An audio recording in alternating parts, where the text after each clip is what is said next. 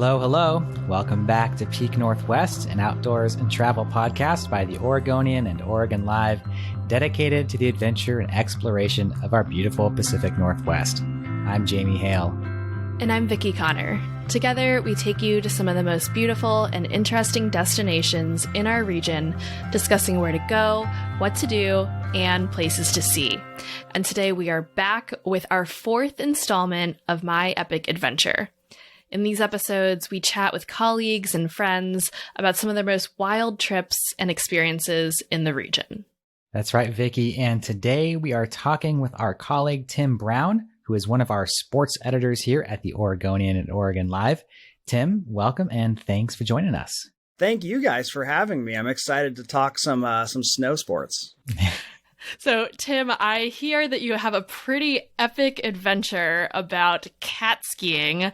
Specifically, we're talking about a video we saw a few years back that ended up being on the Oregonian. Yeah, that was a thing that kind of came about. I actually ended up going with some of the folks from Next Adventure to a cat skiing trip at Anthony Lake Ski Resort. So for those of you who don't know, Anthony Lakes is a small little mountain resort that's tucked away in deep eastern Oregon near Baker City and actually a little bit closer to North Powder. Anyways, a lot of people might not know about it because it's almost exactly 5 hours away from the city of Portland. So it's a long haul for somebody to go. It's not like going all the way to Bend or, which is far enough. It's just far enough that it kind of discourages a lot of people from going out there. So small ski resort that actually happens to have access to a powder cat so they can run backcountry ski trips. And I was lucky enough to get a seat on this powder cat trip. And it ended up being probably the best snowboarding experience of my life, riding backcountry. Wow. So what exactly is a powder cat? So a powder cat is kind of like, I would describe it as kind of like a large tractor. So it's on some tracks that allows it to kind of go up the mountain without sinking in. And it can go pretty much anywhere where there's like enough of a hole for it to go up a side of a mountain or whatever. So basically you can get as many as, depending on the size of the cat and where you're doing this at. If it's at Anthony Lakes, the maximum capacity for guests is 12. So it takes 12 people, a guide and a driver. And essentially what they do is you load up at the base of the ski resort. They drive kind of around the side of the mountain, and then they take you up into the backcountry, which is it's not plowed. There's nothing. It's just savage terrain with fresh laid snow that you can ride uninhibited, and get picked up at the bottom. So essentially what they do, they drive you up to the top of a peak. They drop you off there. You ride down and meet them at the bottom, and they take you up again. And depending on where you're at, in the case of Anthony Lakes, you get about, if I remember correctly, I think we had about 16 runs. So we did something like 12 to 16 times usually is about the average from what I had learned from the driver. So depending on the day, the conditions and stuff like that, you might get more or less. Wow. And so when exactly was this trip for you? So this was a few years ago. I would say it was about 4 years ago. And I went I just went by myself. I had gotten a ride. I had heard that there was an extra seat available. And so my buddy who was working for Next Adventure at the time asked if I wanted to go. I ended up, deciding I was going to, on a whim, drive out there and try this out because I had never had the opportunity to ski or snowboard in the backcountry. So, and I mean, Anthony Lakes is one of the few places in Oregon where you can do that. There have been some other places that run powder cat trips, but it's not super, it's pretty unique here to find a place that does that. And being that Anthony Lakes is the mountain in Oregon that has the highest elevation, at least for a ski resort, it gets really, really good quality snow. So a lot of the times in the Cascades, when we see powder days and things like that, it's pretty rare that we're getting soft, that really fluffy kind of snow because the elevation just simply isn't as high for where the ski resorts are at as they are out in Anthony Lakes. Okay. So your first time backcountry snowboarding, what were you going into it with different expectations? How did you prep yourself for this? So obviously, like any kid who's grown up skiing or snowboarding, I've watched ski or snowboard videos and seen highlights of people that are dropped off by helicopters or powder cats in the backcountry and are getting to ride like pure, crystal clean, untouched snow, which if you were a regular skier or snowboarder, you know that it's very hard to get that unless you're literally the first person on a chair at a ski resort, right? So I would say, like, in terms of expectations, I was extremely excited because I've never ridden conditions like that. I'm never the guy who can get up early enough and get even the first, second, or third chair, right? So I was beyond excited, and I think it just, when I got there, it just blew away my expectations. I'm riding, like, first run, I just start busting up laughing while I'm going down and just hooting and hollering because I've never got to experience something like that. It's like floating on clouds, you know? I would say, like, you do get that little tinge of like worry when you get set up as you arrive. They kind of go over like some of the rules. You talk to the guide about avalanche preparation and safety, and you kind of have a realization that things can go wrong in the backcountry, right? There can be an avalanche, someone can hit a tree. There's not really ski patrol to come help you in these kind of a situations. So backcountry skiing obviously isn't for, or snowboarding isn't for like your beginner or intermediate level rider. It's for somebody that has enough experience to really like know what they're doing. Because it can be really dangerous. But that being said, it can also be really fun. So, like in terms of expectations, I think for me, it was the best snowboard experience of my life, probably. Wow. Well, tell us a little bit more about your experience going down the mountain, what that run was like. Yeah. So that first one, you know, everyone kind of straps in and you get kind of the spiel from our guide who tells us about like, hey, here's the route we're going to take, you know, stick to this kind of area. You can kind of go off a little bit on your own, but you don't want to be, you know, more than 50 yards separated from the group type of thing. So you can kind of pick a line. And again, that's one of the things, like, you know, they have stuff groomed for you at ski resorts and things like this, right? But here you kind of have to decide, okay, well, I'm going to go for this open area, or I'm going to go for this tree area, or I'm going to kind of thread a needle through this area. And so you pick a line, which is awesome because you kind of get to, before you drop in and start heading down the hill, you kind of have to envision where you're going and plan for how you want to ride it, which I think is an incredibly fun thing to be able to do. You kind of have endless possibilities as soon as you finish strapping up and getting ready to point your nose down the hill. So I think during that first ride, it's amazing because you're kind of, as you start going down, you pick up a little bit of speed. You kind of just start floating and you can feel it gaining some speed. And as like the hill gets steeper, you really get to like feel this kind of float that you don't get in you know, on a groomed run. Obviously, if you've ridden powder before, you can feel kind of your back foot sink in, the nose kind of comes up, and you're just kind of surfing through that snow. And then I think probably the biggest moment of joy for me is when you get to make that first slashing turn and send up a big rooster tail of snow just heading all behind you. And that's just an incredible kind of feeling because it's just like cutting into a cloud, you know? Wow. Oh my gosh. Wow. I can like feel the joy you were experiencing. Yeah. It was pretty fun. Yeah. So the other 11 people that were with you, are they kind of like doing their own run, like not very close to you, or how does that work? So everybody, I think on the first run, people kind of get like a little bit, you don't really know what to do, especially if you haven't done this before. So you're kind of tentative in terms of like not wanting to break off too far from the group. You're kind of enjoying it and appreciating it while you're like with these first, you know, few people. So everyone kind of drops in either one at a time or in pairs, just to kind of like, you know, you have a buddy system kind of thing where you're just riding down. And throughout the whole experience, I'd say on that first run, you know, I'm within 30 yards of another person and just kind of doing my own thing, but also watching them and the line they're kind of taking on. You know what I mean? Yeah. So yeah, I'd say that's like the first kind of experience with it. And then as you kind of get a little bit more confident with it, or you start to like have a little bit more creativity come to you as you're out there, you can pick different lines. You can kind of go off from the group a little bit more, but you always obviously want to end up like right at the bottom where the cat is the goal. So you just kind of, You do kind of follow your guide, of course, loosely to make sure that you arrive at that same place and people aren't waiting on you to get back in the cat and head back up the hill, you know? Got it. Yeah. But I mean, are you in the same place? So you go back up to the top, you're kind of going down the same area the whole time? There's usually like a similar starting point. But what they'll do is like, so they, there are different parts of the hill. So let's say you get dropped off at the top of the hill. You can go straight down the first time. Then the next time you go this way, next time you go this way. And all of a sudden you start trying different spots. And then also, let's say it gets tracked out a bit, which means like you've ridden through it a few times in that same kind of area. They'll take you a little bit further up the ridge and drop in a different location. So now you've got, again, like crystal clear, fresh, like untouched snow to hit again. And I think that's the big draw for everybody is it's just like, that is the best part of it is just getting to like hit that untouched snow, I'd say. Wow.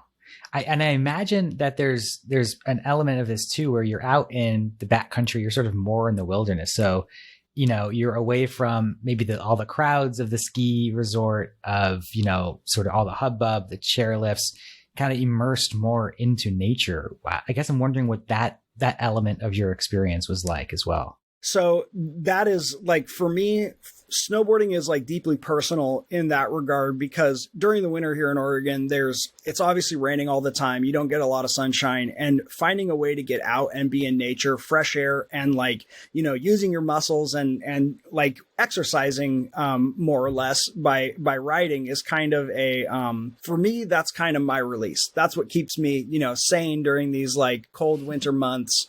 And lets me kind of have a moment of tranquility to myself, because you can't be really focused on anything else. You're one track mind on what you're doing at that time. So for me, I would say that's kind of what I feel. It's that deeply personal moment where you get to like, while you're riding, you can even stop for a second and just kind of look around and appreciate really where you are and what you're doing. For me, I think one of the coolest things about Anthony Lakes was that it is not like anything that you really see in the Cascades. It's different types of trees. It's different kind of snow conditions. I would say, so the mountain is technically like, it feels smaller. Like the runs don't feel as long as, say, like if you were going from the top of Meadows to the bottom, or the top of Bachelor to the base. At Anthony Lakes, it feels like a little bit smaller. But the one difference is that it's very steep.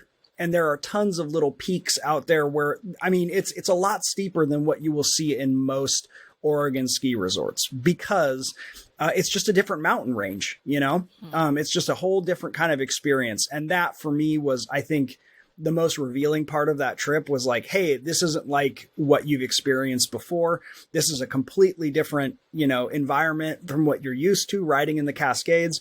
And for me, that was a huge part of like experiencing a part of Oregon that I had never really been to before. I had been to Baker City driving through or things like this, but I had never even known about Anthony Lakes until about 4 or 5 years ago. And I think a lot of people, here still don't know about it, especially folks who move here from outside of Portland or outside of Oregon. It's not a place that really gets a lot of publicity because it is so far from Portland. Oh my gosh. Okay, so did like the stoke wear off, on run 16, or were you just like living it up the entire time? So first, like, when you're riding that kind of way, there's a ton of adrenaline in the beginning. So you're not getting tired at all. You're just like, you're immediately ripping off your bindings and going like, I cannot wait to get back in this thing. I need to get back up to the top of the hill. That I would say, like, I don't think it wears off for this type of experience. I think for somebody who has been cat skiing or been in the backcountry before, maybe they're like kind of used to it. But for me, somebody that just hadn't had the resources or ability to get up and do this kind of thing, I mean, until the very last run, I was like, let's go. I was just so excited, about to bust my top. Like, just every time I'm getting in that cat, I'm thinking like, when are we going to be at the top? Or what's my line going to look like this time? What do I want to try and hit this time? Do I want to so you're always thinking about that. I never got tired of it once. It was such a wild experience. And I still, I'm going to try and go back this year. I don't think I'll get a chance to go do the cat skiing this year, but I do want to go back to Anthony Lakes because I love the little resort. It's super fun and cozy kind of feel to it. It never seems, I mean, I've now ridden Anthony Lakes, like the resort itself, 3 times and then done 1 backcountry ski trip there. I've never, while I've been there, seen like the parking lot be overflowed or there be these huge long lift line waits. I'm sure it happens at times, especially on like holiday weekends and things, but I had never had that issue when I've gone riding there. And I think that's another thing, you know, you can go to Mount Hood Meadows on a weekend and wait 40 minutes to get a chair, you know, and that's just not the case at Anthony Lakes. Well, so I know you mentioned that you kind of got into the cat skiing somewhat. You had a friend who kind of had a spot. Yeah. What is sort of the normal way people go about getting cat skiing? So as it pertains to Anthony Lakes, this is a small resort and a pretty small operation that they've kind of rebuilt from the ground up and made it possible to do this kind of thing. So what they do is they have a registration form on their website. You can go check it out. It's anthonylakes.com/cat trip reservation requests. And if you go to their website, you'll find it and be able to like kind of dig into like the cost and everything like that. But the best thing that you can do probably is to you go ahead and you go to that website and you book a trip. It costs a lot of money. It used to be cheaper, but now I think it's $3,850 to book for a day. Yes, it's crazy expensive. I understand. But here's the thing. So the idea is one person essentially books the cat ski trip. And then from there, you recruit, you can bring up to 12 guests. So you split that cost between everybody and have them pay the person back who like books the trip. And from there, it actually becomes like somewhat affordable. Yes, you're paying a premium for something like that, but it's a premium that you're paying for the experience that we just talked about, right? It's like something that you just can't really get anywhere else. So that is what I would say is the big takeaway there. That's what you really are paying for when you're going on a trip like this, is the uniquity of being able to ride a place that no one else is going to be able to ride during that day. So you're kind of getting, that's essentially what you pay for. And the reason I say that that's a cool way to do it is like, especially if you're at an age where like, you know, you have a bunch of friends who can't get out, on a regular weekend to go riding or something like this. It's something where you can set up well in advance and recruit a bunch of friends to go. And then you can either like, you can make a big weekend of it if you're coming from Portland or somewhere far away from the Baker City, North Powder area. You can make a trip of it, book a hotel, stay for a weekend, ride, a couple days. And then also in the evenings, there's some cool restaurants and bars to hit. And so that's a really cool way to do it. But I would say that's, the best way to do it is, you have to book that thing immediately when reservations open, which is on November 1st. They usually book out the best dates, which are from, I would say late January through February and into the first week of March is probably going to be the most sought after dates. That's where you're like trying to book for if you can. But I will advise you and say that it is like, if you're not there on November 1st when the website opens, it might be tough to get the date you want. So you can't really slouch on that stuff. So the idea is try and get in as quickly as possible, put your money down, and then go and recruit like the 12 people to ride with you essentially. And make it fair for everybody in that case. Yeah, just like trying to book a campsite at the state park or it's get exactly a reservation like that. at Con or to get Taylor Swift tickets. You gotta be first in line. It's pretty much like that, and that's like, obviously the cost is really, really high, but if you have a plan for it, you have enough friends to get it done. It's a great way. I mean, you're not going to regret spending that money on a cat trip as long as the conditions, work out. And as long as there's enough snow, you're going to have an amazing time riding in the backcountry. Yeah. So it sounds like right now, if you're, hearing this and you're, it sounds like definitely something you want to do. This is the time to start recruiting friends, start talking about it. Yep. Get your ducks in a row so that this upcoming November, you can be right there and make those plans right away. Yeah, they don't have on their website, if you go there right now, they don't have dates listed that are available. You can request a date range, and then someone at Anthony Lakes will get back to you and be like, hey, we do have these dates available, or they'll say something to the effect of, we don't have those dates available. Here's what we might have in that date range. And you can kind of like talk to them about what they have open and what might work best. They're really nice to work with. They are, like I said, it's a small operation, so really it's you get a kind of personal touch with it. I've never been cat skiing anywhere else, but I was just really impressed about how they went about making sure that they got back to us quickly. They booked it. And I just got to say, it's worth the money. Trust me. Like, if you've never done this before, it's worth it. Okay, Tim, I have to ask, obviously you had the time of your life cat skiing. Are you considering heli skiing at some point in your life?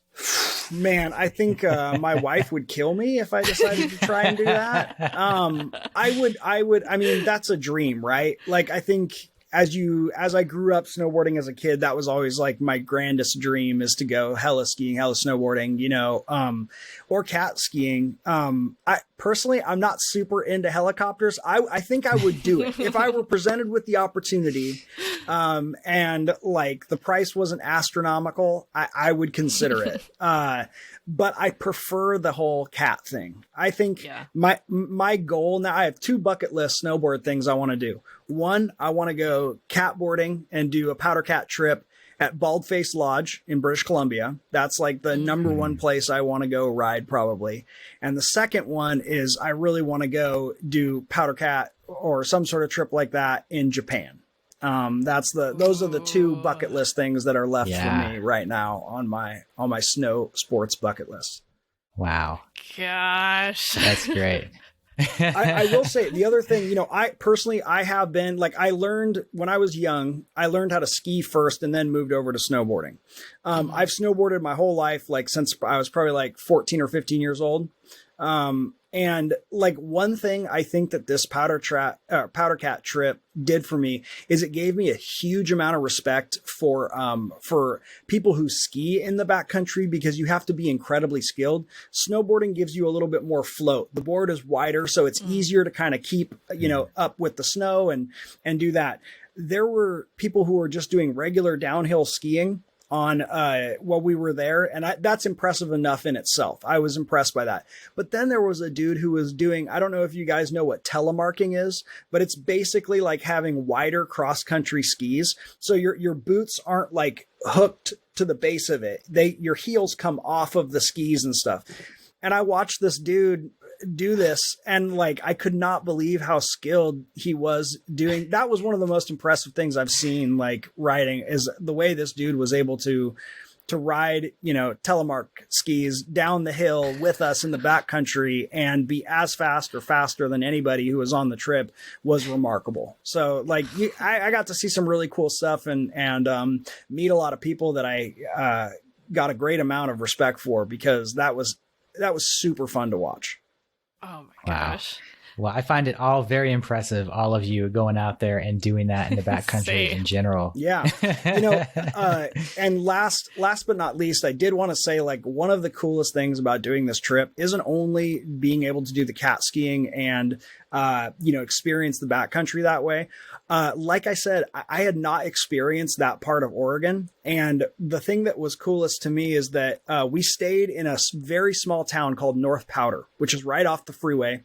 And it's 30 minutes exactly from Anthony Lake Ski Resort. So this tiny little motel it's not expensive at all. It's the owners were extremely polite and helpful and had a ton of recommendations for us. So the accommodations were great, and it's super close to Anthony Lakes.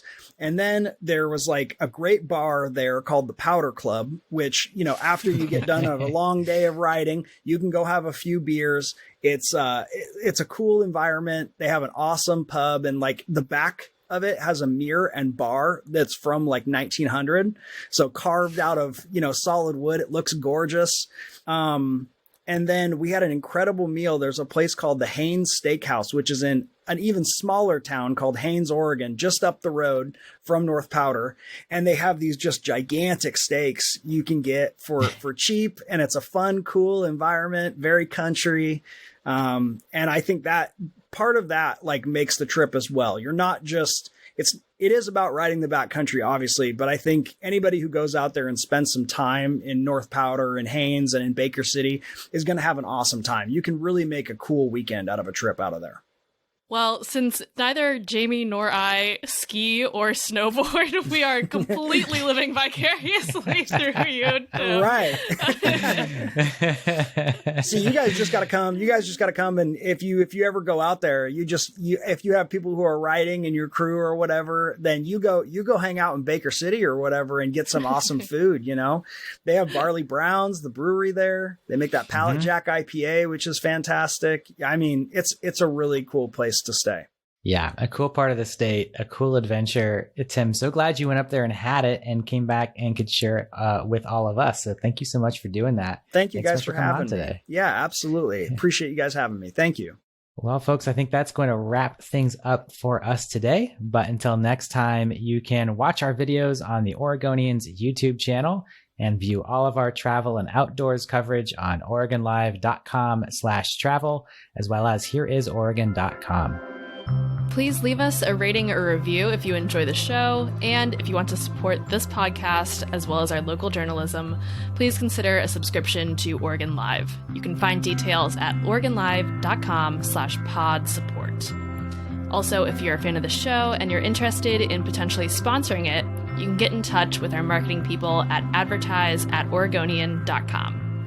This episode of the show was produced by me, Vicki Connor, alongside Jamie Hale, Andrew Thien, and Elena Neal Sachs. Stay safe and happy travels, everyone. Until next time, we leave you with this 10 seconds of Zen.